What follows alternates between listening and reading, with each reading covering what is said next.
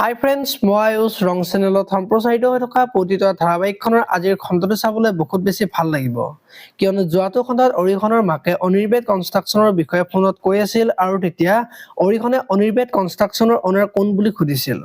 আৰু তেতিয়া মাকে বেদৰ কথা কৈছিল। আগত সি ড্ৰাইভাৰ আছিল, কিন্তু ইমান কম সময়তে ধনিক হ'ল আৰু এটাৰ পিছত এটা কাম লৈ গৈ আছে বুলি কোৱা দেখিবলৈ পাইছিল।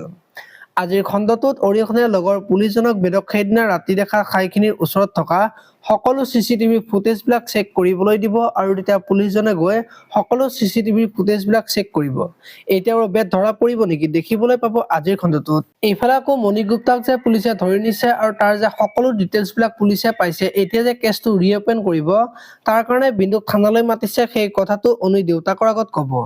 আৰু তেতিয়া দেউতাকে এই ব্ৰহ্মাণ্ডত পাপ কৰি কোনেও সাৰি যাব নোৱাৰে, পইচা দি এই আদালতৰ পৰাহে বাচিব পাৰিব।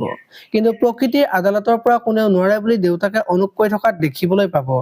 আনফালে মণি গুপ্তাক মদ খাই থকাৰ ঠাইৰ পৰা অৰিহণে থানালৈ আনিব আৰু তই এতিয়া কৰ্মৰ ফল পাবি, ইয়াৰ পৰা আৰু কোনেওতো উলিয়াই নিব নোৱাৰে আৰু তই ইয়াতেই পাপৰ ফল ভুগিব লাগিব বুলি কোৱা দেখিবলৈ পাব। আপোনালোকে পতিতৰা ধাৰাবাহিকখন চাই কেনেকুৱা পায় কমেন্ট কৰি জনাব। আৰু যদি আপোনালোকে এতিয়ালৈকে চেনেলটো ছাবস্ক্ৰাইব কৰা নাই তেতিয়াহ'লে চেনেলটো ছাবস্ক্ৰাইব কৰি ভিডিঅ'টোত এটা লাইক কৰি দিব। ধন্যবাদ।